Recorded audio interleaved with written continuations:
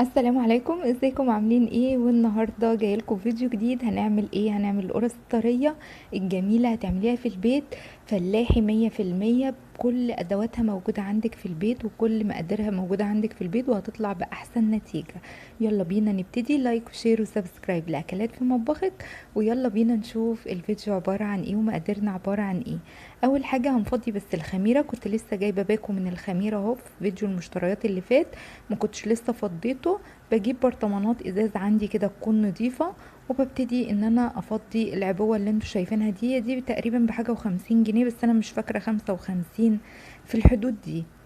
بجيبها بتبقى عندي، بفضيها ببرطمانات ازاز كده واحطها في الفريزر، ولما احتاج اطلع احط منها على طول واحطها تاني في الفريزر. فالموضوع بيبقى سهل وبسيط واوفر مما تشتري كده من بره. لو انتي حابة تستعملي الخميرة البيرة تمام، مفيش اي مشكلة. انا بجيب الباكو ده على طول، بيقضيني كتير جدا جدا.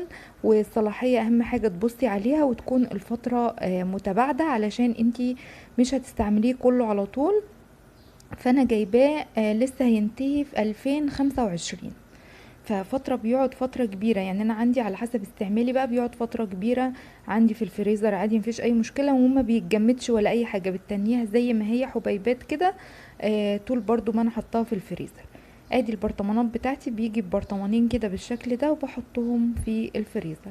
هبتدي بقى اجيب ونحط ايه مقاديرنا دلوقتي. انا معايا 2 كيلو من الدقيق، نخلاهم ومظبطاهم في الحلة اللي انتوا شايفينها هناك دي.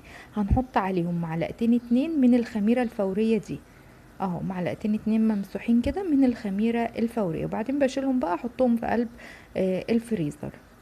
بعد كده بقى هنجيب السكر بتاعنا اهو، هنحط ادي 1 2 3 4 5. ادي معانا 5 معالق من السكر، يبقى حطينا معلقتين خميرة ممسوحين و5 معالق من السكر. وهنحط دلوقتي معلقتين 2 من البيكنج باودر، بس معلقتين 2 ممسوحين اهو زي ما انتوا شايفين كده اهو. بصوا، معلقتين 2 ممسوحين كده من البيكنج باودر، بيديله هشاشة وبيخليها جميلة جدا جدا جدا. وهنجيب الملح، وهنحط نص معلقة من الملح، نص معلقة كبيرة من الملح اهي.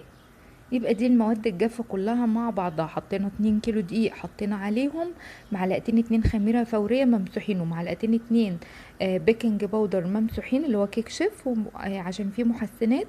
وحطينا نص معلقة من الملح، وحطينا 5 معالق من السكر. دي مقاديرنا الجافة كلها مع بعض، وابتدينا ان احنا نقلبها كويس كده جدا جدا. هنجيب بقى زيت، عندنا زيت وسمنة ماشي، او زيت وزبدة، زيت وسمنة على زبدة، يعني المتاح عندك استعمليه، القرص دي مش هتقولك لا. هنشوف دلوقتي اهو، بنجيب زيت عباد شمس او زيت ذرة على حسب ما انتي حابة، ونبتدي ان احنا نحطه كده اهو.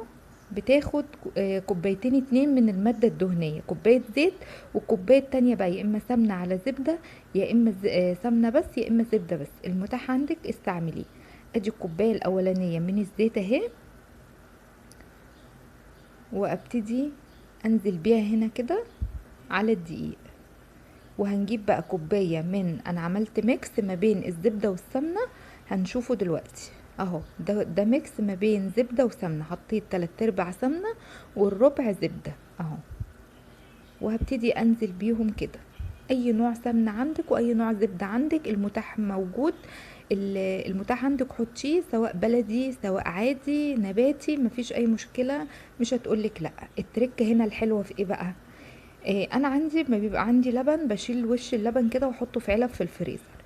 فابتديت ان انا اطلعها كده من الفريزر وسبتها تفك شويه، وباخد منها حوالي معلقتين 3 من القشطة اللي هي بتاعت وش اللبن. هو ده السر في القرص دي، اني بتخليها طرية وريحتها جميلة، ويعني بصي اكن معمولة في بيوت الفلاحي بتاعت زمان، الريحة بتجيبلك اخر الشارع. جميلة جدا جدا بسبب التركة البسيطة اللي احنا بنحطها دي. هنبتدي بقى نخلي الخليط ده رملي خالص. يعني ايه رملي؟ يعني هنفركه كده مع بعضه لغاية ما الدقيق يشرب السمنة والزيت اللي احنا حطيناه، ويبقى خليط رملي كده ويبقى جميل معانا. هبتدي ان انا اعمله وهوريهولكوا دلوقتي هيبقى شكله عامل ازاي بالسباتيولا بايديكي على حسب ما تحبي. انا خلاص كده الاسباتيولا خلاص كده معايا، هبتدي انزل بايديا دلوقتي وابتدي اشتغل فيهم اهو. هتمسكيه كده وتبتدي تفركيه بحيث ان الدقيق يتشرب من المواد الدهنية اللي انتي حطاها كلها، علشان كله يبقى فيه من الخليط. هوريها لكم دلوقتي اهو، هنشوف هيبقى شكله عامل ازاي. كده فركناه كله، الخليط بقى رملي اهو معانا زي ما انتوا شايفين اهو.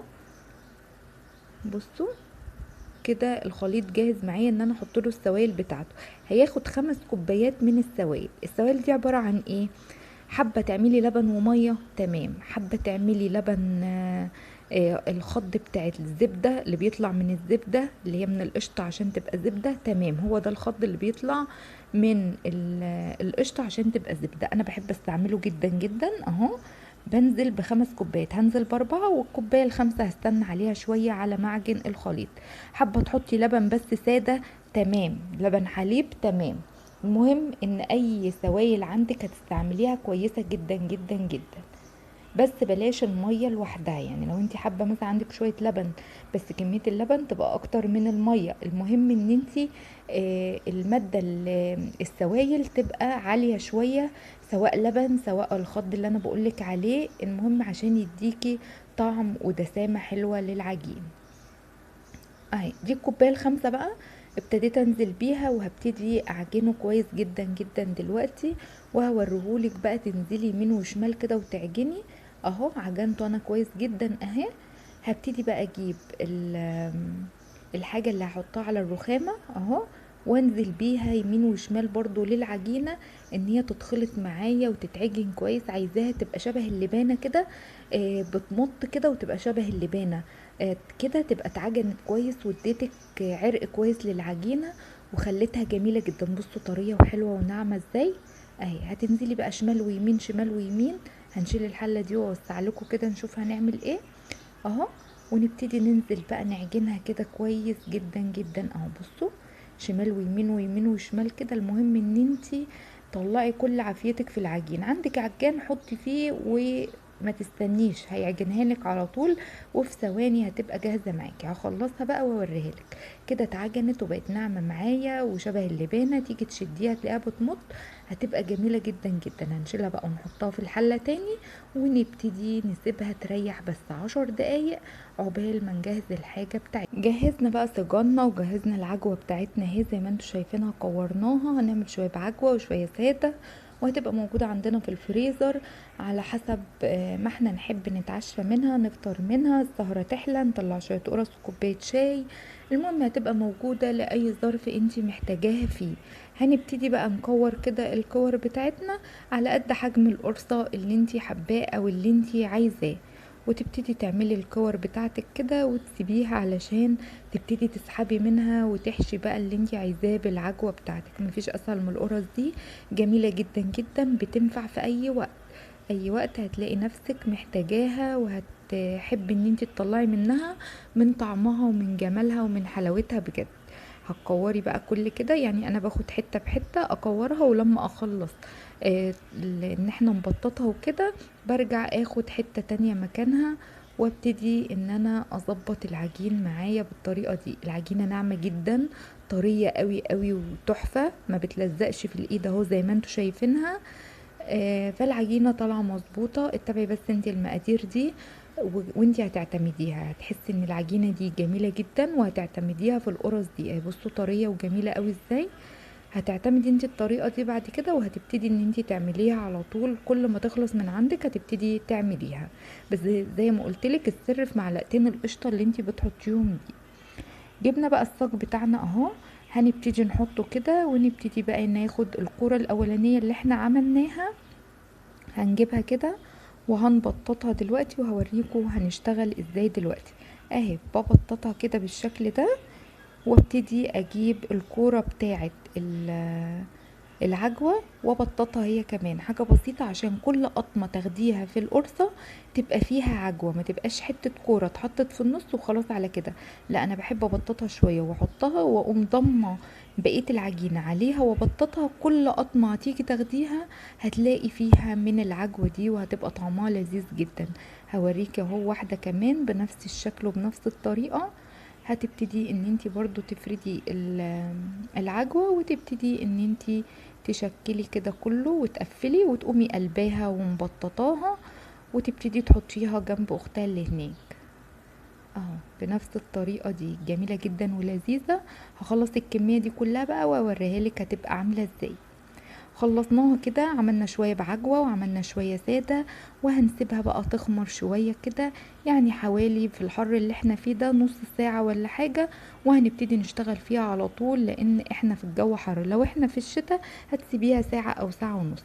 دخلناها الفرن على درجة حرارة عالية 200، ولعنا من فوق ومن تحت، وابتدينا نهدي من فوق، وابتدينا نشغل من تحت بس، يعني نعلي من تحت على درجة حرارة عالية، بتستوي على درجة حرارة عالية، بتقعد 10 دقايق بس في الفرن. عندك من تحت بس مفيش اي مشكلة، شغلي من تحت بس على نار عالية زي ما قلتلك، تحمل الفرن كويس حوالي تلت ساعة.